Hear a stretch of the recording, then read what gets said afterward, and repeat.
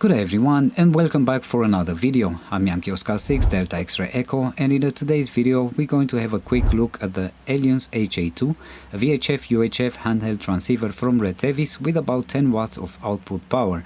And my favorite part, it has APRS and GPS functions.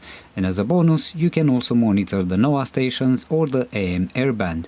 So we're going to talk really quick about the programming side using both the computer or the phone app. After that, we'll talk about firmware updates because it's important to always use the latest firmware version. And definitely we're going to go through the APRS settings, especially if you're a beginner like I am, and you'll realize that it's really easy to use the APRS and the GPS functions on the Ailunce HA2. And towards the end of the video, we'll talk a little bit more about the technical side, and we'll also make a quick comparison between the Ailunce HA2 with Ailunce HA1, because they're very similar transceivers, and you'll get to realize which one you like best depending on how you like to use your VHF-UHF handheld transceiver. Cam atât pentru prima tură, controle foarte bune. Y6 Bravo Bravo Queen cu plus 20 aproximativ, Y6 India Oscar Golf cu plus 40 mai tare și probabil că are putere și antena mai către mine. Let me start first by showing you what you get in the package. So first of all, everything came in a really nice quality box, which made me think that they put a lot of care and attention in this product. And I will start with the programming cable. This one, it's a little bit different than the usual Kenwood style programming cables that we are used to. And then we have the desk charger with a nice LED indicator that's indicating when it's charging and when it's fully charged. It has a USB-C port on the back. Then we get the charger with a USB-A port. Then the USB charging cable, USB-A to USB-C. We have this lanyard or whatever you call it, that you can hook it up to the transceiver, and obviously the transceiver itself with the antenna, the battery pack and the battery clip. But right now let's jump really quick and have a look at the menu items from the Ailunce HA2.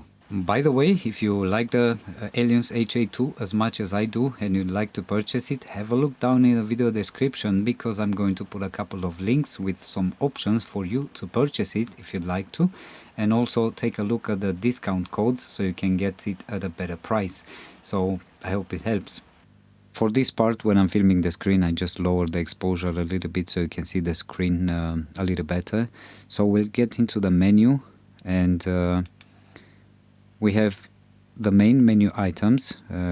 Let's go through them. We have radio, zone, channel, 1 key frequency pair, scan, signaling, emergency, FM radio, Bluetooth, config copy, APRS, GPS, compass, and app QR code.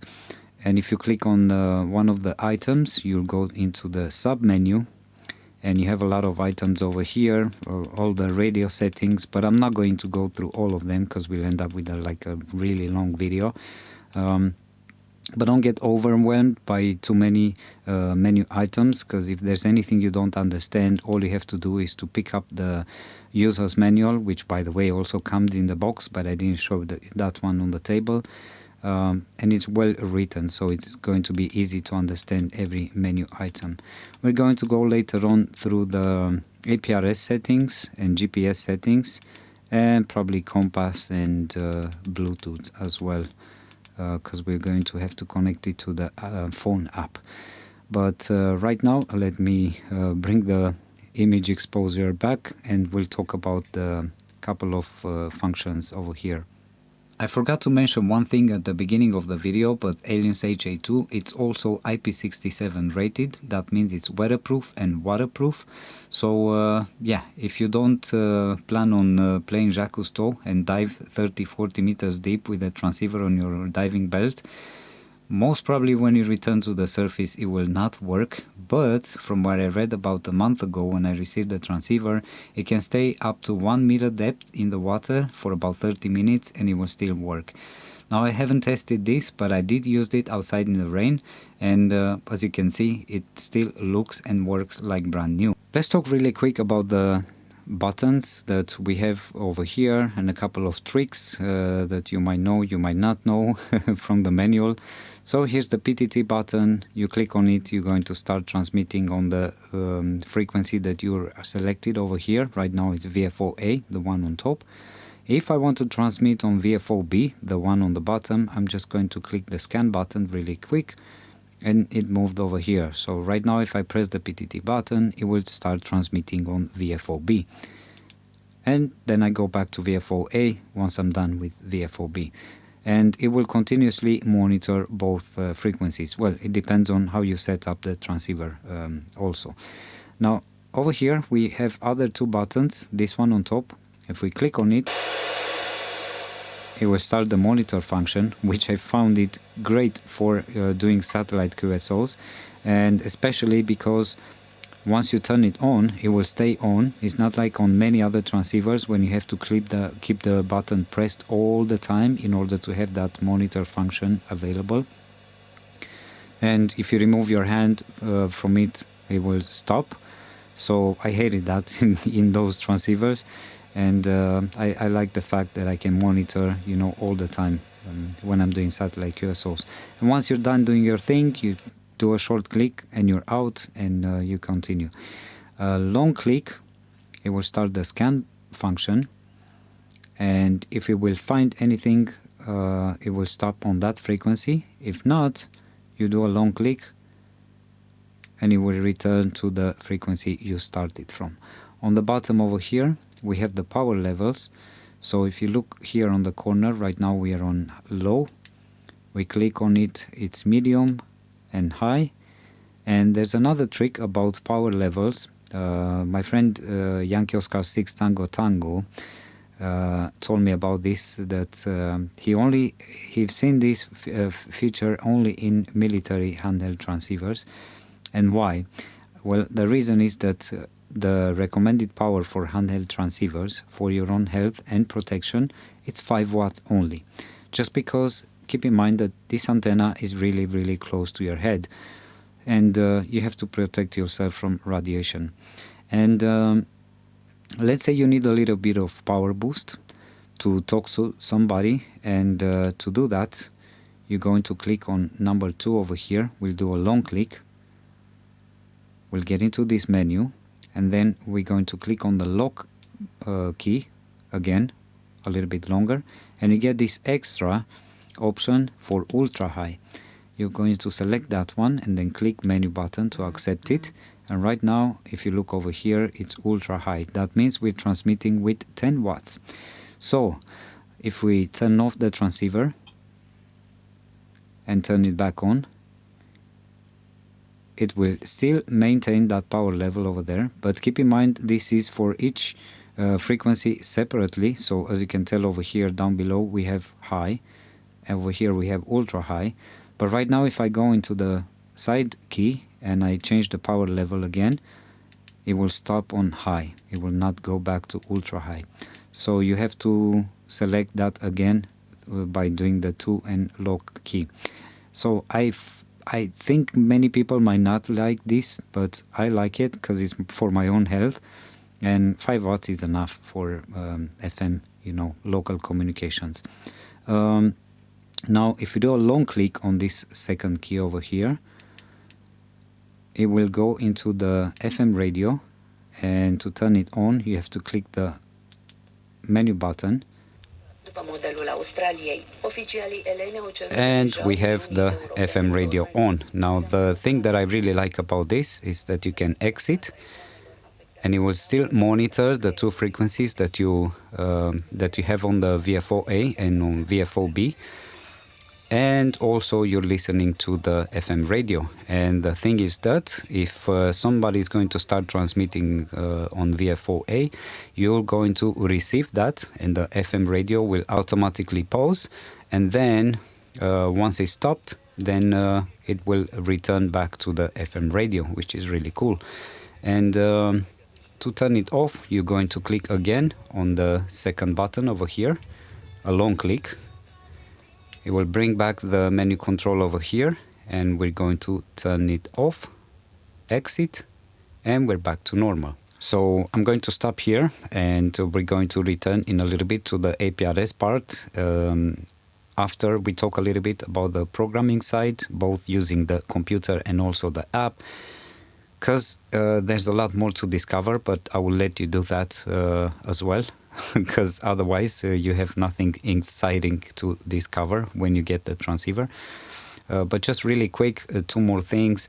If you want to swap from VFO A to VFO B, you're just going to do a short click on the scan button. And remember, you're always going to transmit on the VFO that you selected. So right now we're transmitting on the 2 meters simplex frequency. If I want to send the APRS beacon, just because right now I set it up on manual, I'm going to click the PTT button. It is going to send a packet.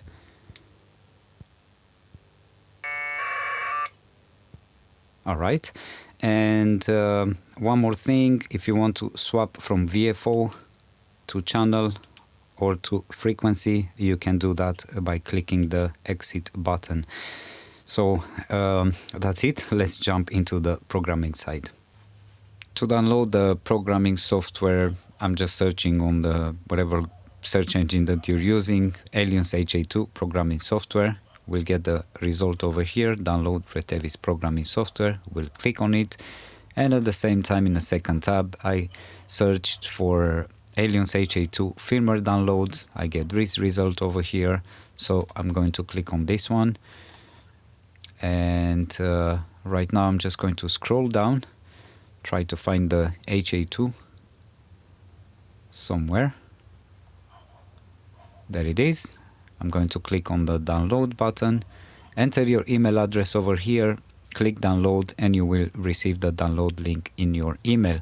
And it's valid the same for the latest firmware update. You have HA2 over here, you click download, put your email address, click the download button, and you will receive the link in your email address as well. Once you finish downloading, you're going to have to extract the files from the zip folders. Here is the programming software. This one you don't have to install it like a regular software. So what I'm going to do, I'm going to cut from here. I'll go to my computer, drive C, and here I have a folder. Usually you can also do it in the program files folder, but I have a folder here, amateur radio. It's where I install all my amateur radio software.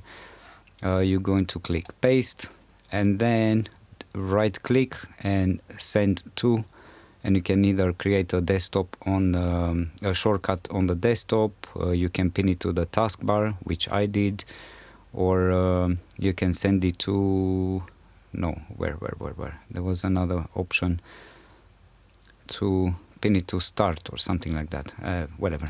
I already pinned that to my taskbar. We're going to click exit, and over here we have the two files with the one is with the firmware update version, the latest version, and this is the an APK file that you can install the firmware update app on your phone. But I'm not going to use this, so I'm going to delete it, because we're going to do the firmware update using the programming software.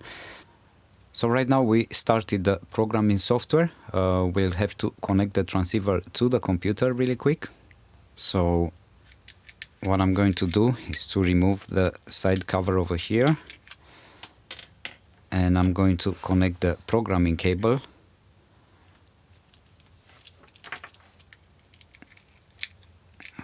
Like this, and I'm just going to connect the USB cable to the computer in whatever USB port you have available. Now that we connected the transceiver to the computer, I'm going to click connect device. It will automatically detect the COM port used by by the transceiver, so you don't have to search into device manager. You have to click the model number, Ailunce HA2, click OK, and it's going to start reading, and it takes a little while until it reads all the information from the transceiver. And we're almost done reading the information. Now I'm not going to go like an in-depth look on all the stuff, but I'm just going to show you the main important parts. Over here it will show you the firmware version that you have installed.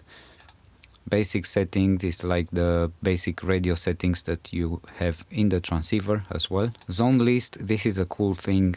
For example, you have repeaters, so you can program all the repeaters and put them in zone 1, or you can name it, you know, repeaters, and then you can do like simplex and you can create another zone. So when you do the scan function, you can pick to scan only through that zone system, and yeah, it's a cool thing to have. Over here I have all the programmed frequencies that I have right now. I'm probably going to go have to go through this. This one I want to delete.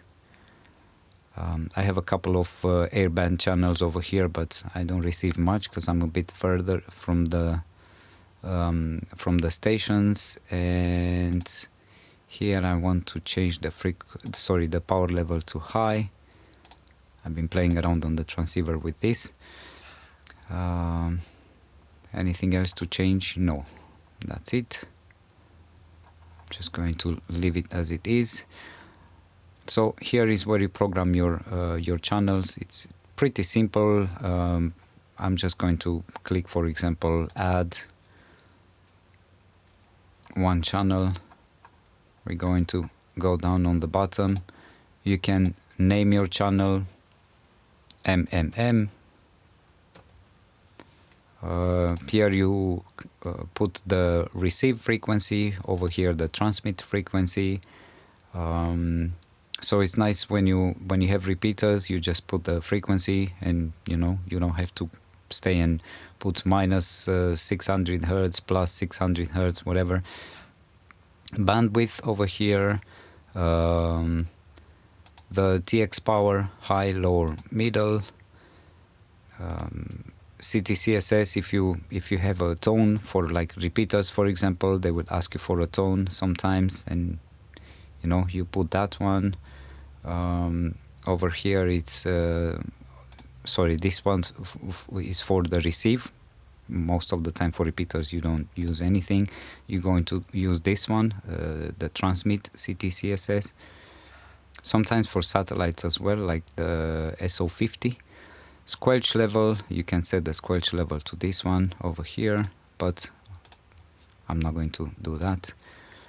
Here, let me do it again to 3. I'm going to change this one to 3 as well. I programmed these airband frequencies using my phone, by the way, so I was in a rush, and I think I should be all set up. Yep.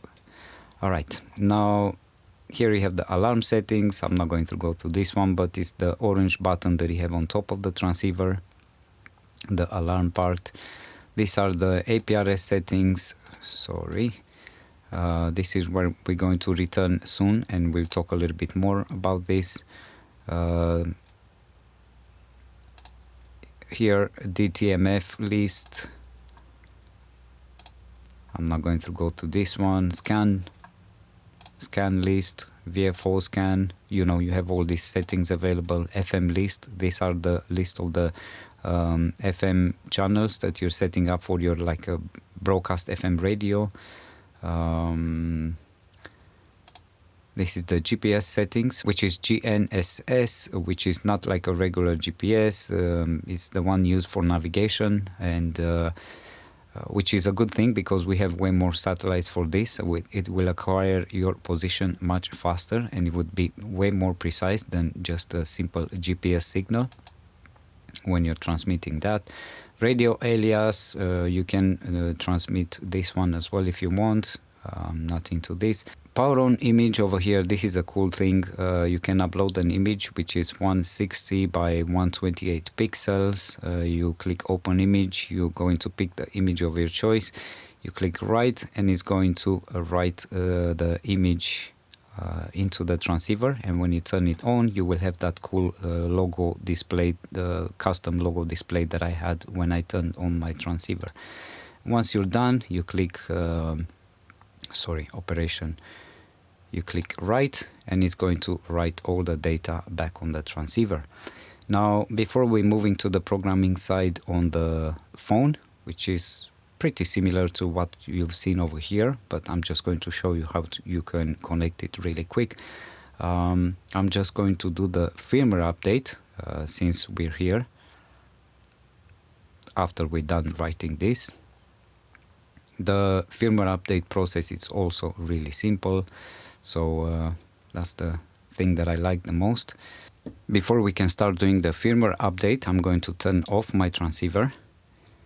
I'm going to click the PTT button and the first custom button over here on top. I'm going to hold both of them and turn on the transceiver.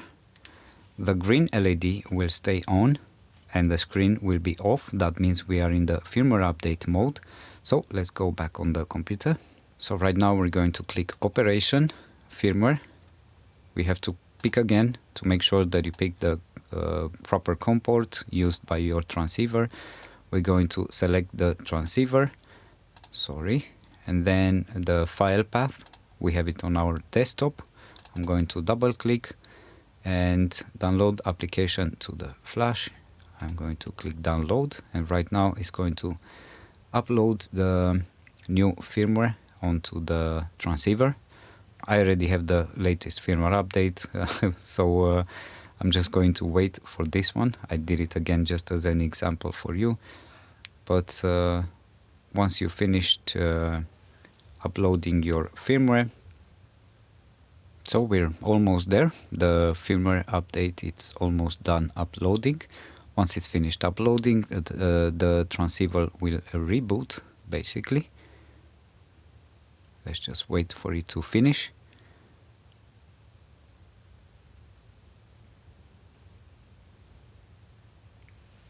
And of course, once it's done, we click OK, and that's it. We did the firmware update. It's just as easy as that. When it comes to the phone app, usually I just go on Google Play and I'm searching for Retevis, and I get this app.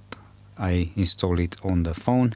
Now on the transceiver side, we're going to go into menu, and after that we go to the Bluetooth settings, click menu, BT power, I'm going to click on. Alright, after that BT call, I'm going to go and click option number 2, app talk. I'll click set as well for that one, and that's it on the transceiver. Now we're ready to connect it with the phone. Now on the Bluetooth settings on the phone, I'm going to turn it on. Click here. Let me remove this one, unpair. So I have these two. I'm just going to click pair. So you get to see how I do it from the beginning. It's going to request me to accept the connection. And usually it takes a little bit until it gets connected.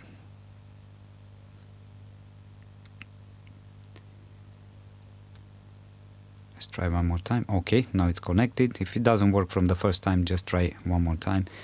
Right now we click out, and I'm going to start the Retevis app.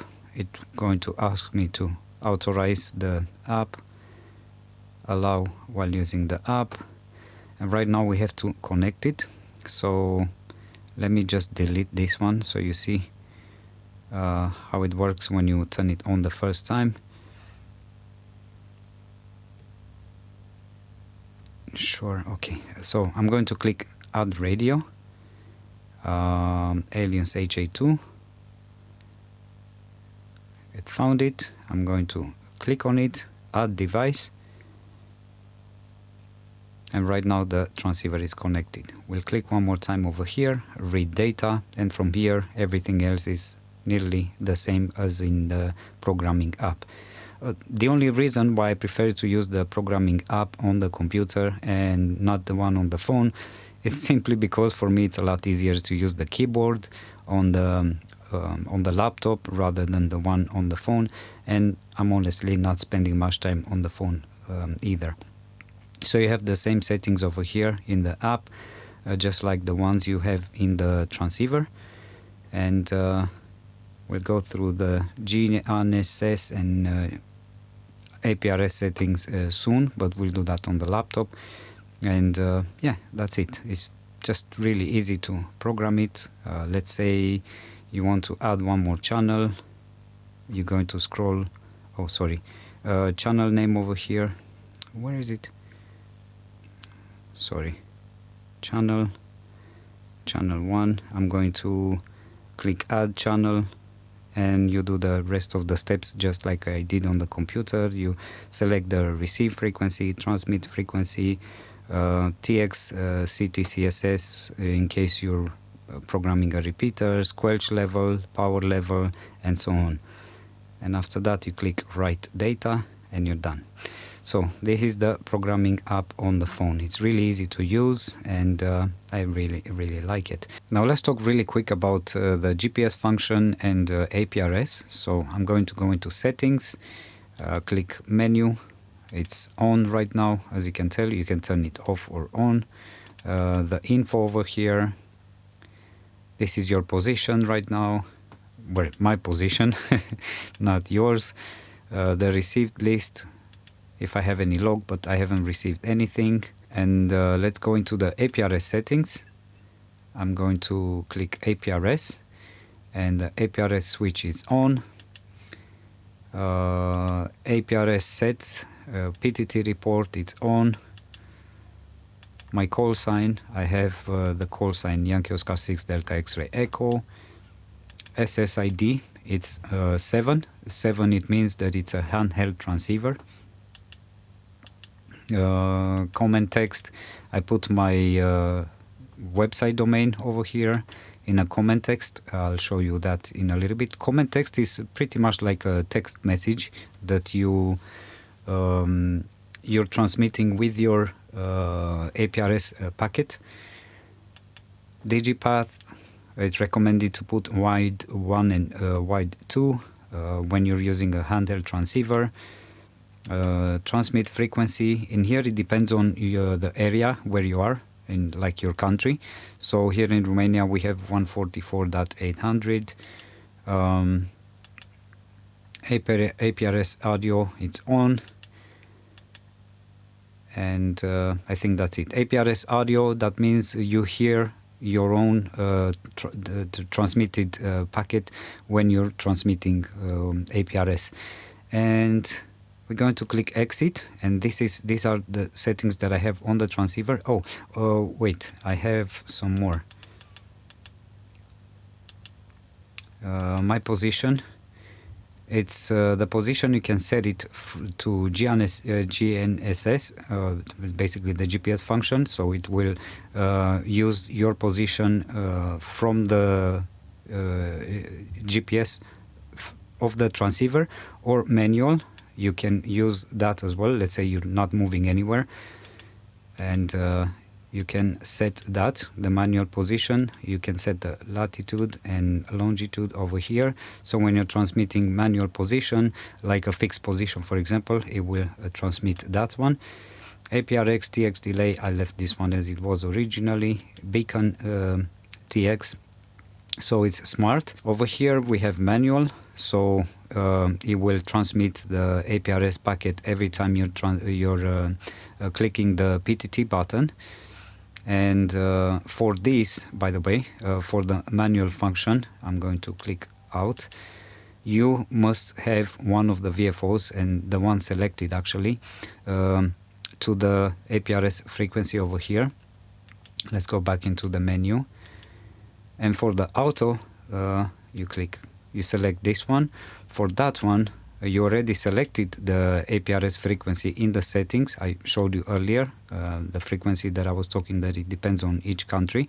So right now I can move VFO-B to another frequency, but when it will transmit the APRS packet, it will transmit it automatically on the APRS frequency, even though none of the VFOs is on the APRS frequency. So let's go back into the settings. Beacon interval, you can check this one to send the APRS packet every 10 minutes. APRS ringer, so when you receive an APRS packet, you get to hear that or not. I left it on. Smart beacon, as I was saying, no type 1, type 2, you get to select this. It's much better to select this in the programming app. APRS list, so these are the received beacons that I have. And now here's the thing, the more expensive transceivers, they have a separate list with the messages, like the comment field that you receive. In here, it's right in the info that you received. So this is the APRS beacon, Yankee Oscar 6, Kilo November Echo. I'm going to go down, and this is the comment or the text that it was in the message. So it says iGate Hargita Peak, which is cool. I get to receive that one, and I have way more, but I'm not going to go through all of them right now. And we're back to the APRS switch. So this is what you have on your transceiver. Now let's go really quick into on the computer. I'm going to connect this one again to the programming software, and we'll have a look at the APRS settings over there. And I'm going to show you a couple of things with the map and everything on the computer as well. Here on the computer, for example, I have this APRS.ro website where I get to watch my position on the map. You can do it too. There are other websites as well where you can monitor somebody's position using APRS if they're transmitting their position, obviously. So I'm going to go here on the map, and let me search here on the call sign, Yankee Oscar 6, Delta X-ray Echo. I'm going to click search.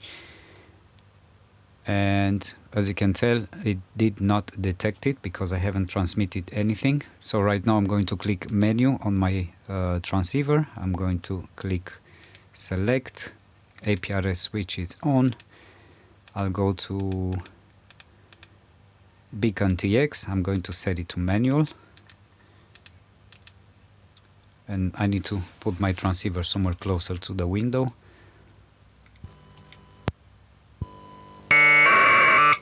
It transmitted my position.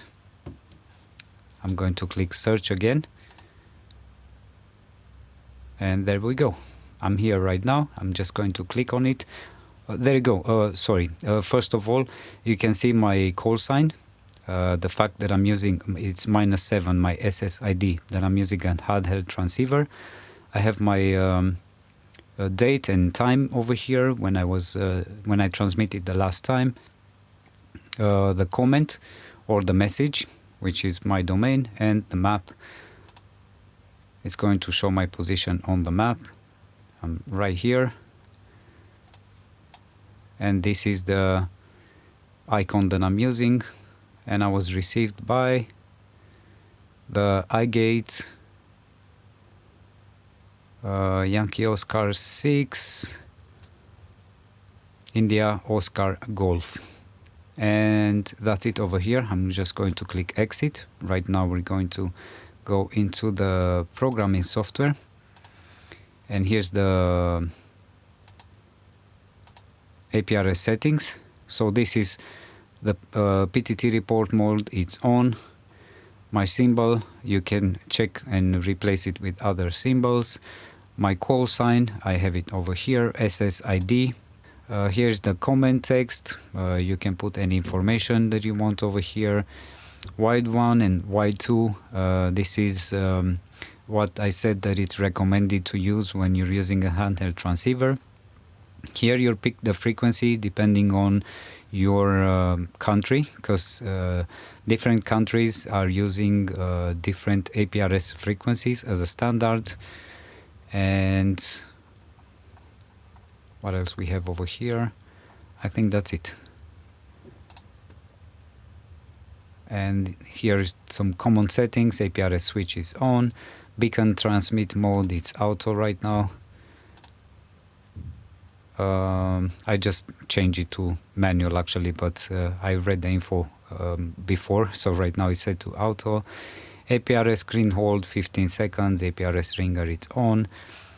Beacon interval 10 minutes, it's using the GPS function, and smart beaconing it's off. What I said, type 1, it depends on what you have over here. Type 1, for example, right now for me is selected to low speed 5 kilometers an hour, slow rate 30 minutes, turn angle, turn time, high speed 69 kilometers an hour, fast rate, turn slope, and you have a bunch of other options over here. Type 2, low speed, so it depends on your speed and the distance that you're traveling, and it will detect automatically the way it will start transmitting. But I'm not into smart beaconing, so I prefer the time version every 10 minutes. So these are the settings for APRS. It's very similar if you're using the phone app, then actually it's a lot easier. You just connect it with your phone app, but we'll leave that for now. And what I'm going to do, I'm going to show you on the phone how to use the APRS function of the transceiver with the APRS Droid phone app. Before we connect the phone to the transceiver, I'm going to go back into the menu options. Bluetooth settings, Bluetooth power, I have to make sure that it's on, and once it's on I'm going to go down to BT call, and I'm going to select option number 3, BT KISS TNC. I'm going to click menu again to select it.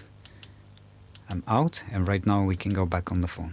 On the phone I have to connect the Bluetooth again with the transceiver. And right now I'm going to click the little settings over here and click audio. I'm going to go back. It's connected for audio with the transceiver, so I'm going to leave this one. And I have somewhere over here APRS Droid app. Here I have the preferences, so you can select again your call sign without the SSID. The SSID you select it down below. As you can tell, you have a couple of options over here. Generic additional station, which is 1, 2 and 3 are the same, sorry. 5, it's other network, D-Star, 3G, like if you're using, you can transmit your position with APRS using the Droid, APRS Droid app, only using your phone without any transceiver, if you have signal, because it works like online. Satellite, handheld radio, and so on. So I left on 7 because that's my SSID. Connection preferences, KISS TNC, you have to make sure that you select this one because that's what we're going to connect the phone to the transceiver using the Bluetooth. Over here I have Bluetooth SSP selected. Bluetooth CNC Bluetooth device, it's Ailunce HA2, and the wind started. I think you can hear it. Bluetooth settings, oh, we already did that, so sorry, we have to go back into the app. So once you set up everything over there, I'm just going to click start tracking, and it will transmit my position first of all once it's connected to the, there we go. Right now if I would go on the map, I would have my position again. And when I receive beacons, I'm going to see over here all the stuff. Now the only disadvantage of using the app on the phone for APRS together with the transceiver using the Bluetooth function is that the audio is no longer available on the phone. So if I'm trying to listen to something on YouTube or I receive a phone call, I won't be able to hear anything because the audio part is used by the APRS Droid app, and that's the reason why I usually just simply use the transceiver and I'm not using the app very much. So how do I like it after nearly a month and a half since I have it? Well, I'm really happy with the way it works, especially with the latest firmware updates, with the KISS TNC that they added, and I can use it together with the APRS Droid app. At the beginning I had some issues with let me go really quick to APRS. So I had over here on the received beacons, when I was trying to receive to read the comment or the message, many times it wouldn't appear anything, even though there was a message over there. But apparently that was fixed, because right now I can read all the messages that are sent into the APRS packet that I'm receiving. The favorite thing that I like so far, I think, as I was speaking about the power levels at the beginning, you know, when I have that limit to 5 watts, it's not that I'm just protecting myself from the radiation using only 5 watts, but I also like it because it saves battery. Most of the time I don't need those 10 watts to transmit something, especially when I'm using local repeaters or simplex somewhere close by. So it's really helpful, and that is one of my favorite settings. I also like that the battery level lasts for quite a long time. So I took this one for almost 3 weeks every day at work, and I had it set up to just like it is now on the simplex frequency and the repeater, and it was also transmitting my GPS position and the APRS signal as well. And I used to listen a lot. I was also listening to the FM radio in the background all the time, and now and then I would speak on it also. And still, when I would come home late in the afternoon, probably around 6-7 o'clock, the battery would be somewhere around 70%, 75%, something like that.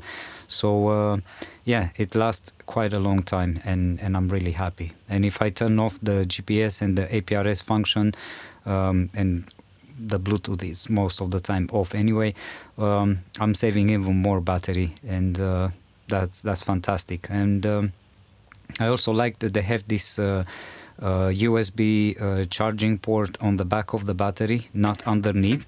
So I have a couple of transceivers that they have that over here on the bottom. So if I'm trying to charge this one, I have to lay it down on the desk like this, and of course it's not very useful, because in order to receive properly the transceiver has to stand up. And for that reason I really like the fact that we have this USB plug on the back. So yeah, it's a really cool transceiver. The menu, the way the menu it's organized, it's also really simple. So you just have to play around for a couple of times and you figure out the menu system right away. You know exactly where to jump when you want to change some settings. So yeah, overall it's really good transceiver. The fact that it's also weatherproof and waterproof, it's a bonus. And what I like is that it has this rugged construction, and yeah, I have this rotary button on top as well that helps me to change the channels really easy. So this is also a cool thing that I like. So yeah, overall, I'm not sure if you, I really like it. If you think you like it as well and you'd like to purchase one, again, don't forget to take advantage of the discount codes using the links in the video description. And I hope you'll enjoy it as much as I do. Again, it's my first transceiver with APRS, so I'm pretty excited about this one. Now let's talk a little bit about the technical side, and we'll also do a comparison between Ailunce HA1 with Ailunce HA2, which is a cheaper version. So you get to figure out which one you like best and which one fits better with the way you use that transceiver. I promised at the beginning that I'll do a quick comparison between HA2 and HA1 from Ailunce. So first of all is the price. Ailunce HA2, it's $94.99 at this point. And if we go to Ailunce HA1, it's $56.99. But here's the difference between these two. This one has Bluetooth wireless programming. You also have built-in GPS and APRS. It's IP67 rated. It has a battery of 2800 milliamps, and it's VHF, UHF. It also supports airband receive, NOAA receive, and also FM receive. So FM radio, and yeah, it has a bunch of cool other options that you could see throughout the video. You can go and check out the product page, and you'll find out more details. So I'm just not going to waste your time right now. But yeah, if you like a transceiver with APRS and GPS and so on, and Bluetooth and all these fancy functions, you'll definitely, this one is for you. If you want something simple and basic, then Ailunce HA1 might be the option for you. This is only a 5 watts transceiver. It's also IP67 rated. It doesn't have APRS, it doesn't have Bluetooth, no GPS. It does have FM radio. There's no AM airband receive, there's no NOAA and so on. But yeah, it's a really cool transceiver. I would honestly like this one as well, even without GPS and APRS, simply because I love the rugged construction that they have on this transceiver. It feels really nice in my hand, you know, and I know that if I by mistake I drop it on the ground, it would not fall apart. And yeah, for usually for satellite QSOs, to be honest, I usually use only 5 watts anyway, and I like simple transceivers a lot more. I'm not so much into Bluetooth programming, I'm not so much into all this fancy stuff, so I prefer simple transceivers. Maybe that's why also one of the reasons that's my favorite transceiver that I have from all of them. It's also a Retevis transceiver that has no APRS, no GPS, no nothing. I'll give you a hint on that one in the next video when I'll do satellite QSOs, and you'll figure out right away which one is my favorite. But yeah, this is another option. So if you want a simple transceiver and also at a cheaper price, then Ailunce HA1 might be the option for you. If you prefer something with APRS and GPS and all the other stuff, then Ailunce HA2, it's your choice. And trust me, the price is worth the money, because it's a really good transceiver, especially at this price. And if I have to compare it with more expensive and well-known brands, I don't even want to go closer to those when it comes to the pricing. So this one is definitely worth the money. The video is getting quite long, so I'm going to try to do this as fast as I can. So right now I am on the 2 meters band, 145.500 megahertz, and I'm going to test the power output really quick. Not sure how well you can see. I can't put my camera lower right now because I'm in a really strange position, but I am almost at 10 watts. It's probably 9 point something. By the way, I'm on the ultra high power level right now. So let's also test the harmonic suppression on the 2 meters band, and after that we'll move on the 70 centimeters. But if the second one it's okay, definitely the rest of them are just about the same. So I have minus 49 dB on the second harmonic. Definitely I trust the transceiver on the 2 meters band. Let's measure the power output on the 70 centimeters band right now. So on the 70 centimeters band I'm on 433.500 megahertz. And in here, the power output is just slightly higher than on the 2 meters band. Shows me almost 10 watts. Now remember, my RF watt meter is homemade, so it's not like 100% very accurate, but it's accurate enough to figure out the power output. Now I'm going to measure the harmonic suppression on the 70 centimeters band. But this one, to be honest, I don't trust it just as much, just because my RF tap is not quite exactly performing so well on really high frequencies like the 70 centimeters band. But still, my second harmonic, it's on minus 41 dB, so it's clean. Even though it doesn't look as clean as it was on the 2 meters band. I'm pretty sure if somebody has better tools to measure the harmonic suppression on the 70 centimeters band, it would look a little bit cleaner. My equipment is mostly set up for the HF band, because that's the stuff that I build most often. But anyway, it's fine for me. Well, my friends, that's it for today. I hope you enjoyed the video and I hope you find it useful. So I guess I'll see you in the next video. Until then, thank you so much for watching, and 73 from Yankee Oscar 6 Delta X-Ray Echo.